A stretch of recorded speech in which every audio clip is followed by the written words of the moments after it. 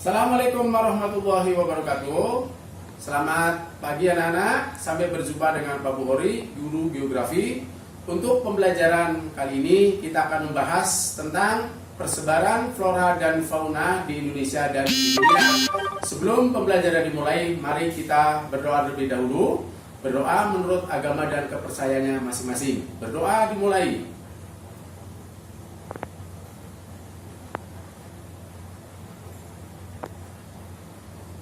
Berdoa selesai. Baiklah anak-anak, marilah kita ikuti pembelajaran materi kali ini.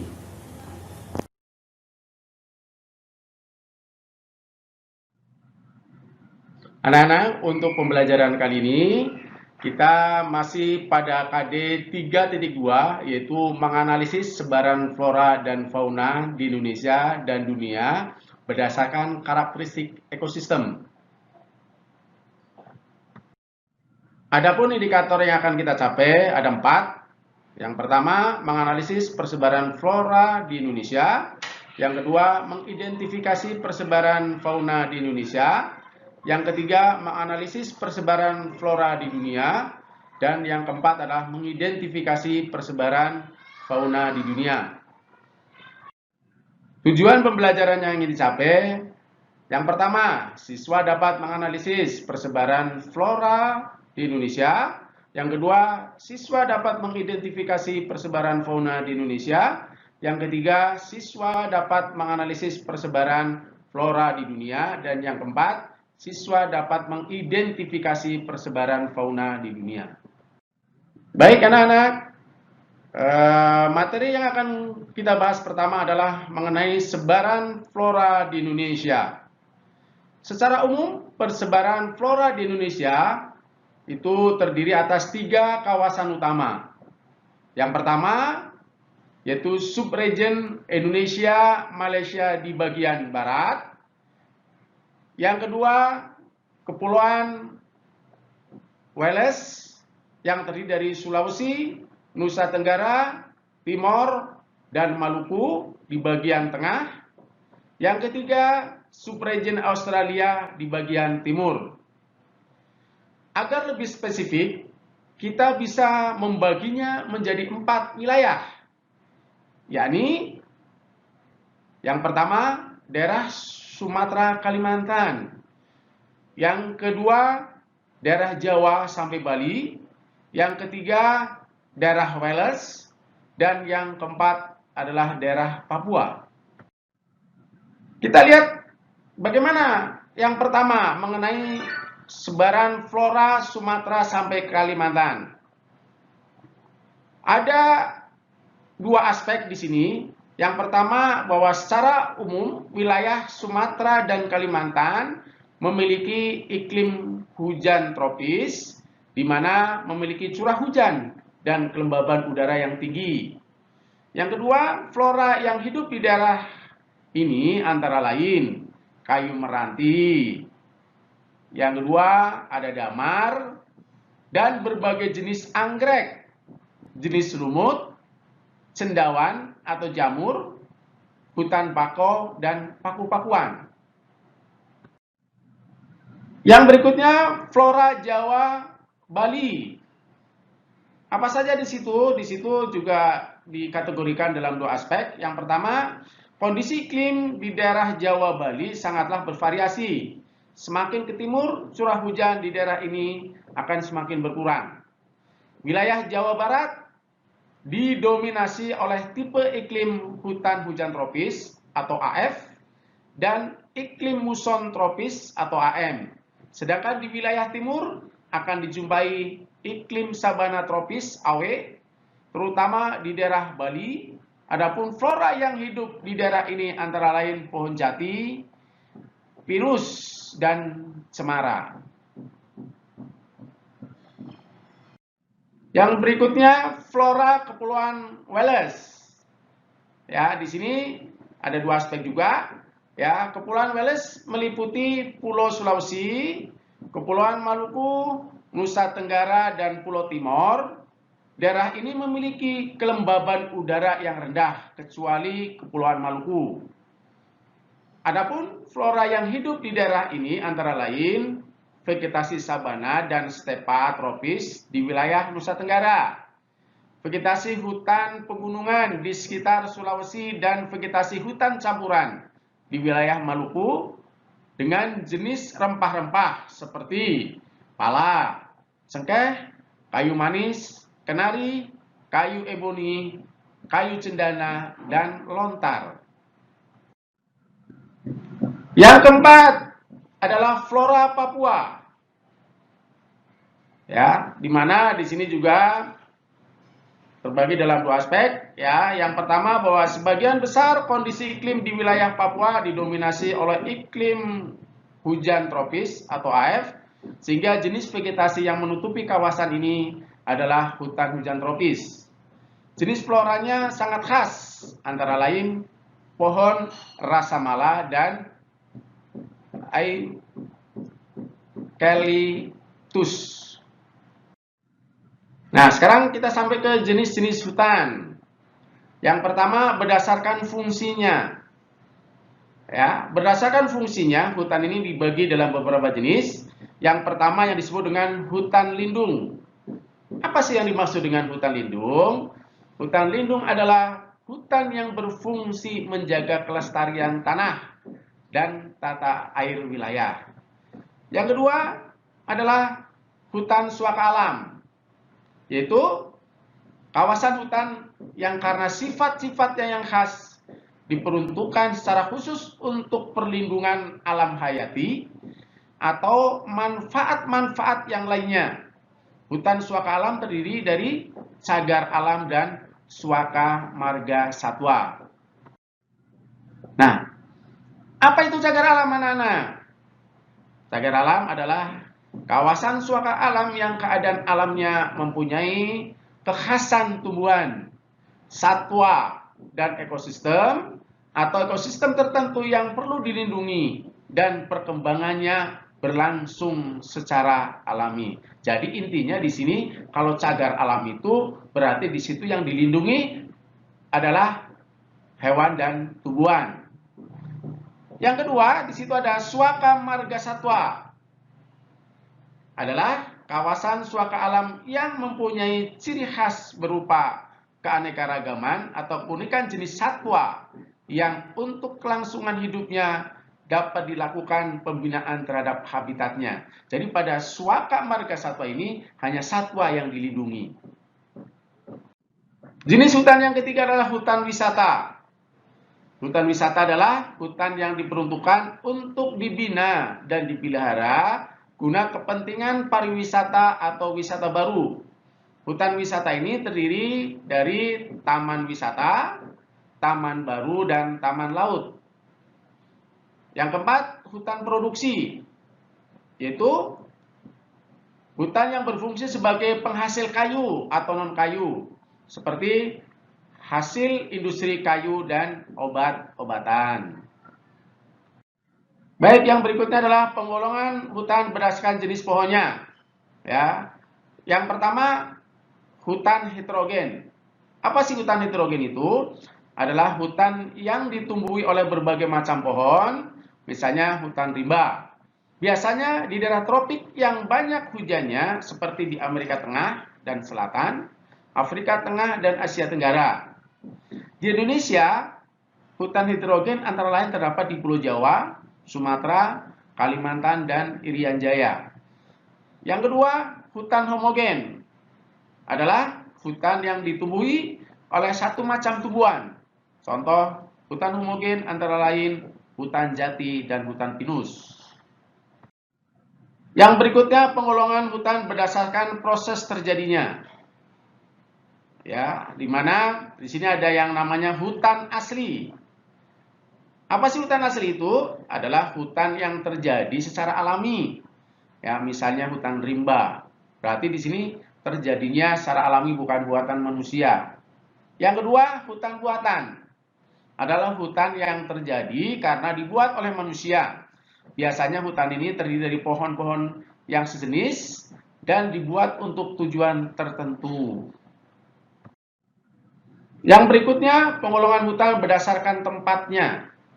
Ya, di mana berdasarkan tempatnya, ya, hutan ini terbagi menjadi satu, untuk daerah tropik yang memiliki curah hujan tinggi, hutan dapat tumbuh di berbagai tempat, sehingga hutan tersebut ya dinamai berdasarkan tempat tumbuhnya. Yang kedua, contoh hutan menurut tempatnya adalah hutan rawa, hutan pantai, dan hutan pegunungan. Yang berikutnya adalah penggolongan hutan berdasarkan iklimnya, di mana dibagi menjadi 6. Yang pertama, hutan hujan tropis. Yang kedua, hutan musim tropis. Yang ketiga, sabana dan stepa. Yang keempat, hutan gugur. Yang kelima, taiga. Dan yang keenam adalah tundra. Oke, kita sampai ke manfaat hutan. Ya, apa sih manfaat hutan itu bagi manusia atau bagi alam?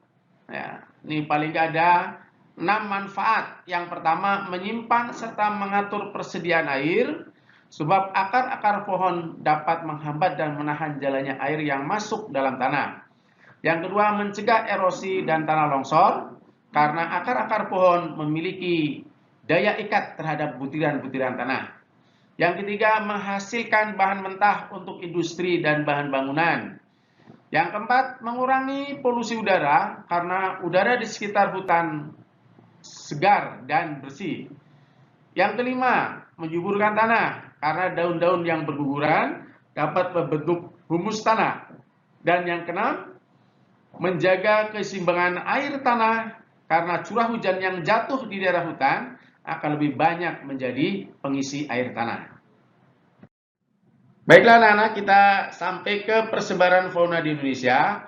Ya, secara garis besar bahwa persebaran fauna di Indonesia itu dibagi menjadi 3. Yang pertama adalah fauna asiatis, yang kedua fauna peralihan, dan yang ketiga adalah fauna australis. Antara fauna asiatis dan fauna peralihan dipisahkan oleh sebuah garis yang namanya garis Wallace. Nah, antara fauna australis dan fauna peralihan itu dipisahkan oleh sebuah garis namanya garis Weber.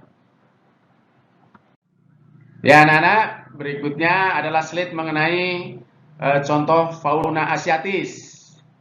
Ya, diantaranya di situ ada harimau, ya, ada kera, terus ada burung apa tuh anak-anak tuh yang ekornya suka melebar? Nah, burung merak, ya, ada gajah, ada badak, dan ada tapir. Dan masih banyak lagi ya jenis binatang-binatang yang lain. Nah, sekarang contoh fauna peralihan. Ya. Itu ada anoa, ya. Terus ada burung maleo. Ada komodo. Terus ada babi rusa, ya. Terus itu ada tarsius. Ya. Nah, sekarang contoh fauna australis. Ya, dalam slide ini itu ada yang namanya kiwi, ya, koala, oposum layang atau pemanjat berkantong. Nah, terus itu ada kanguru pohon. Ya, ada burung kasuari, kakak tua, burung emu, terus burung penghisap madu. Nah, terus itu ada landak irian, walabi, terus burung cendrawasih, dan ada kanguru. Baik anak-anak, setelah tadi kita membahas mengenai persebaran flora dan fauna di Indonesia, sekarang kita akan membahas tentang persebaran flora dan fauna di dunia. Oke, kita bahas yang pertama mengenai persebaran flora di dunia. Dalam persebaran flora di dunia, kita tidak terlepas dari apa yang namanya bioma, ya, di mana bioma itu merupakan sebuah ekosistem besar dan luas yang di dalamnya terdapat berbagai flora dan fauna yang terbentuk karena perbedaan iklim dan kondisi geografis. Bioma adalah kumpulan spesies atau terutama tumbuhan yang mendiami tempat tertentu di bumi yang dicirikan oleh vegetasi tertentu yang dominan dan langsung terlihat jelas di tempat tersebut. Anak-anak, sekarang kita melihat peta persebaran flora di dunia. Ya, kalau kita lihat dari peta, maka di situ terbagi dalam beberapa wilayah. Ya, ada yang namanya hutan tropis, ada savana, ada gurun, ada kutub dan gunung es yang tinggi, ada semak belukar, ada padang rumput, ada hutan gugur, ada hutan konifer, ada tundra. Nah, sementara kalau kita lihat mengenai persebaran bioma yang ada di muka bumi ini, terdapat 7 macam bioma. Yang pertama yang disebut dengan tundra. Ya. Nah, bioma tundra itu yang seperti apa? Nah, dalam bioma tundra itu didominasi oleh lumut dan semak kerdil. Biasanya terdapat di daerah iklim kutub. Ya, musim dingin yang panjang dan gelap, musim panas yang panjang dan terang. Persebarannya diantaranya di daerah kutub utara dan kutub selatan. Yang kedua, taiga. Ya, apa ciri-cirinya? Daerah taiga ini biasanya memiliki daun seperti jarum atau sisik. Jadi, pada daerah ini didominasi oleh hutan yang berdaun jarum. Nah, disebut juga hutan berawa atau hutan borel.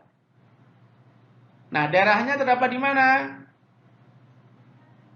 Jenis bioma taiga ini itu terdapat di daerah yang beriklim antara sedang dan kutub. Misalnya ada di Rusia, Siberia Utara, Kanada Tengah, dan Kanada Utara. Yang ketiga yaitu hutan gugur. Ya, adalah hutan di mana pada waktu musim dingin daun-daunnya meranggas. Bioma ini dapat dijumpai di Amerika Serikat, Eropa Barat, Asia Timur, dan Chili. Nah, curah hujan merata sepanjang tahun, yaitu antara 75 sampai 100 mm per tahun. Yang berikutnya biasanya mempunyai 4 musim. Terus, keanekaragaman jenis tumbuhan lebih rendah daripada bioma hutan tropis. Dan yang berikutnya, pohon-pohon tidak terlalu rapat.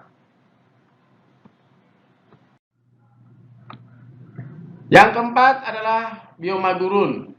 Bioma gurun itu terdapat di daerah tropik. Bioma gurun banyak ditemukan di Amerika Utara, Australia, dan Asia Barat. Nah, ciri-cirinya apa? Bioma gurun ini, satu, evaporasi tinggi dari presipitasi. Kedua, tanah sangat tandus karena tidak mampu menyimpan air. 3, curah hujan kurang dari 250 mm per tahun. Keempat, intensitas sinar matahari tinggi.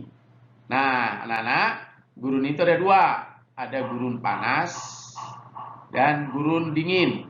Ini akibat dari pengaruh gunung tinggi yang menghalangi aliran udara lembab.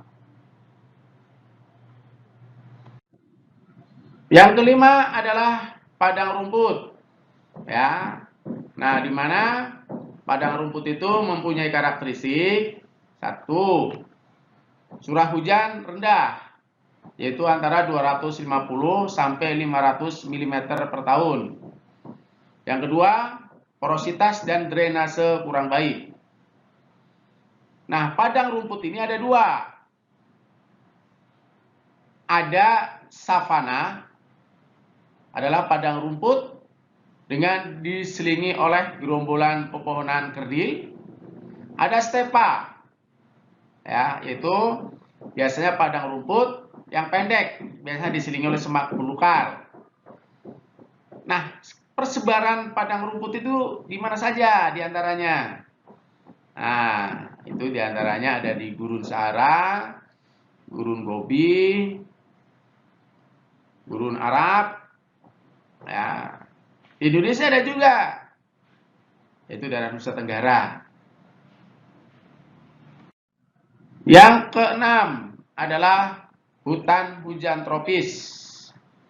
Nah, hutan hujan tropis atau hutan basah atau hutan hijau ini memiliki beberapa karakteristik. Ya. Yang pertama, matahari bersinar sepanjang tahun. Yang kedua, curah hujan tinggi. Yang ketiga, terdapat kanopi atau tudung daun. Ini karena kelebatan daunnya, sehingga daunnya itu membentuk kanopi. Yang berikutnya, ketinggian pohon antara 20 sampai 40 meter. Dan karakteristik yang kelima adalah jenis tanamannya heterogen. Nah, persebarannya itu terdapat di Indonesia, Malaysia, Madagaskar, dan sebagainya. Baik anak-anak, kita sekarang sampai ke persebaran fauna di dunia. Ya, menurut Wallace bahwa fauna di dunia itu dibagi menjadi 6. Ya, ada yang namanya fauna neartik, neotropik, paleartik, Ethiopian, Oriental, dan Australis. Nah, sekarang kalian bisa lihat mengenai contoh faunanya, ya. Yang pertama fauna Australis, ya, itu ada marsupial, ada kanguru, ada koala, dan ada oposum. Nah, itu fauna oriental, ya. Ada gajah, ada badak, dan sebagainya. Nah, itu gambar atau di slide yang ini adalah contoh fauna neartik. Ya, kalian bisa cari tahu tuh, itu binatang apa saja tuh. Di antaranya di situ ada bison, ya. Ada juga rusa kutub itu. Dan yang lainnya, ya. Nah, Nana, ya, ini adalah tampilan dari contoh hewan-hewan yang ada di kawasan paleartik. Ya, ada gajah laut atau anjing laut itu, ya. Ada panda, ada penguin, ada beruang kutub tuh. Oke, sekarang kita sampai pada fauna neotropik, ya. Di slide ini diberikan beberapa contoh. Di antaranya di situ ada yang namanya alpaca. Yang kedua ada armadillo. Ada terenggiling. Ada kukang. Nah, masih banyak lagi tuh anak-anak. Apa di antaranya? Anaconda, betul. Terus apa lagi? Belut listrik, ya. Ada ikan piranha dan sebagainya. Yang berikutnya adalah contoh fauna Ethiopian. Apa diantaranya? Ada kuda Nil, ada zebra, dan masih banyak lagi. Silakan kalian cari informasi, ya, melalui internet atau sumber-sumber yang lain. Sekian anak-anakku, pembelajaran materi kali ini tentang persebaran flora dan fauna di Indonesia dan di dunia. Sampai berjumpa lagi dengan pembelajaran materi berikutnya. Wassalamualaikum warahmatullahi wabarakatuh.